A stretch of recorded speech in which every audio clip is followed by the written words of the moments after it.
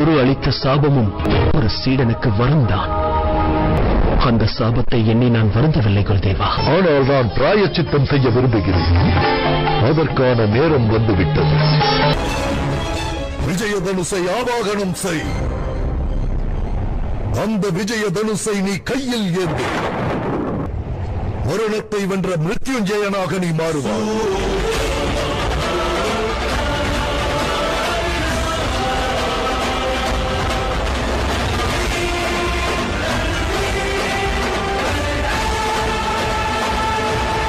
நான் தங்களுக்கு வாக்களிக்கிறேன் குருதேவா.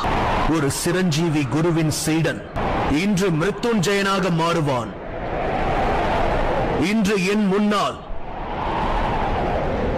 அந்த மரணமும் தலை வணங்கி நிற்கப் போகிறது.